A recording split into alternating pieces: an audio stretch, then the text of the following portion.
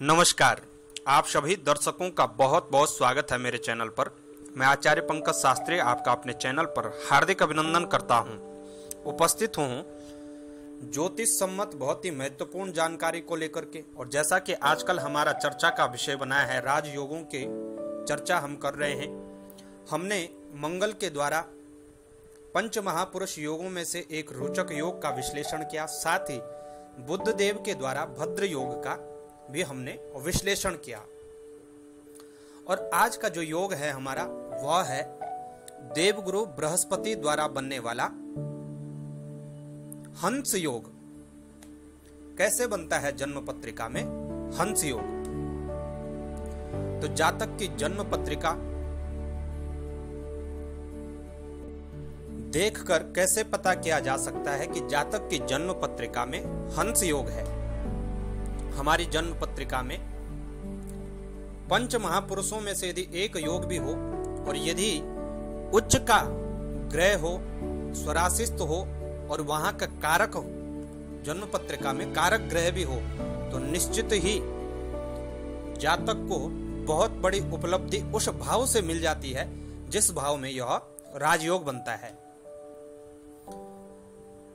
राजयोगों का महत्व ही यह है कि वह जिस भी भाव में बनते हैं उस भाव को 100% ऊर्जा से भर देते हैं, और वह जिस भाव से संबंधित हो उस भाव में जातक को शीघ्रातिशीघ्र सफलता दिलाने का कार्य करते हैं, और 100% सफलता भी जातक प्राप्त करता है। तो आपने देखा ही होगा कि जन्म पत्रिका में देवगुरु बृहस्पति यदि अपनी उच्च राशि में हो, अर्थात कर्क राशि में हो, वह अपनी स्वराशि में हो, धनु व मीन राशि के स्वामी हैं देवगुरु बृहस्पति, और दोनों राशियों के स्वामी देवगुरु बृहस्पति यदि केंद्र में हो, उच्च राशि के हों, स्वराशिस्थ हों, केंद्र में हो, तो निश्चित ही ऐसी जन्म पत्रिका में हंस योग का निर्माण होता है। देवगुरु बृहस्पति हमारी जन्म पत्रिका में हमारे विशेष ग्रह हैं। सौर मंडल में भी बहुत बड़े ग्रह हैं। 13 माह के भीतर यह राशि परिवर्तन करते हैं। विशेषतः बृहस्पति का रोल हमारी जन्म पत्रिका में अध्ययन से संबंधित होता है। जातक कितनी विद्या प्राप्त कर सकता है, कितनी भाषाएं बोल सकता है, कितनी इसकी विद्या के क्षेत्र में पकड़ है। धर्म कर्म भाग्य के स्वामी देवगुरु बृहस्पति हैं। धन के स्वामी भी देवगुरु बृहस्पति हैं। कर्म के स्वामी भी देवगुरु बृहस्पति हैं। निश्चित ही पांडित्य कर्म इत्यादि सब जितने भी धर्म कर्म के क्षेत्र हैं वह सब देवगुरु बृहस्पति के अधीन आते हैं। हमारे शरीर में लीवर का कार्य करना, लीवर से संबंधित समस्याएं व शुभता हम देवगुरु बृहस्पति से देखते हैं। हमारे परिवार में हमारे बुजुर्ग ही देवगुरु बृहस्पति हैं, हमारे गुरुदेव ही देवगुरु बृहस्पति हैं। इतने सारे कारकत्व हमारी जन्म पत्रिका में ले होते हैं। कन्या के लिए श्रेष्ठ वर भी देवगुरु बृहस्पति ही हैं। तो यदि किसी भी जातक की जन्म पत्रिका में हंस योग है तो निश्चित ही जिस भी भाव में हंस योग का निर्माण हो रहा होगा उस भाव से संबंधित देवगुरु बृहस्पति उसकी सुंदरता, उसकी सक्षमता 50 गुना ज्यादा बढ़ा देंगे।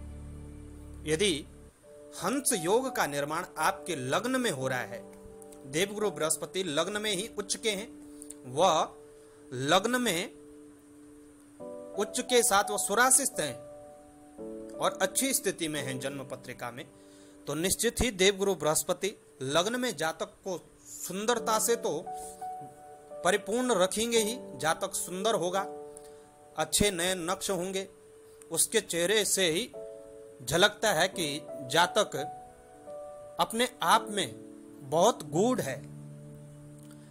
लेकिन साथ ही देवगुरु बृहस्पति की पंचम दृष्टि से यह पूर्णतः विद्याएं प्राप्त करेगा, विदेशों में भी अपनी छाप छोड़ेगा, और सप्तम दृष्टि से अच्छा विवाह का व अच्छा व्यवसाय का इसके लिए योग बनेगा, और भाग्य सदैव इसके साथ रहने वाला है। क्योंकि देवगुरु बृहस्पति की 5, 7, 9 ये 3 दृष्टियां होती हैं, तो 9वीं दृष्टि से भाग्य पर भी अच्छी पकड़ ऐसी जातक की होगी।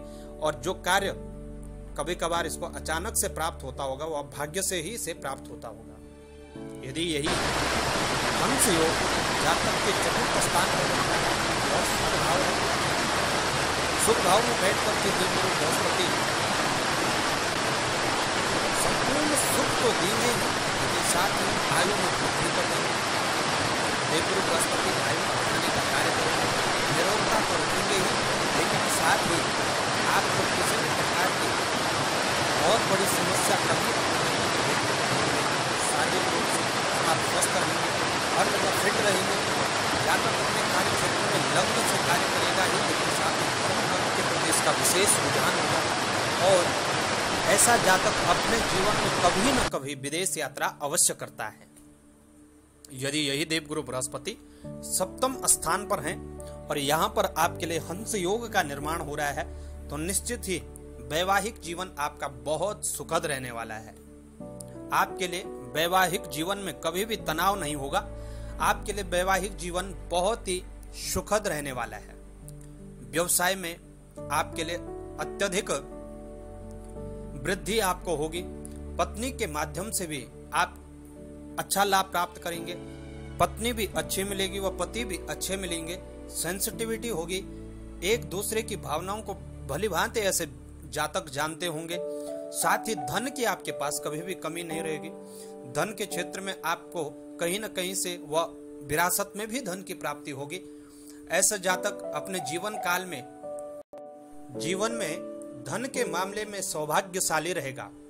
यही देवगुरु बृहस्पति नवम दृष्टि से पराक्रम स्थान को देखेंगे तो निश्चित ही आप में पराक्रम की वृद्धि तो होगी ही लेकिन आत्मविश्वास बहुत अच्छा आपका रहने वाला है। यदि कदाचित आप कभी ऐसी स्थिति में आ भी जाते हैं या घर पर किसी प्रकार के किसी का स्वास्थ्य इत्यादि खराब होता है तो आप अपने आत्मविश्वास के अनुसार किसी भी प्रकार से डरने वाले नहीं हैं, बल्कि जो भी यदि कोई ऐसी स्थिति आती है तो डट करके उसका मुकाबला करने में सक्षम है।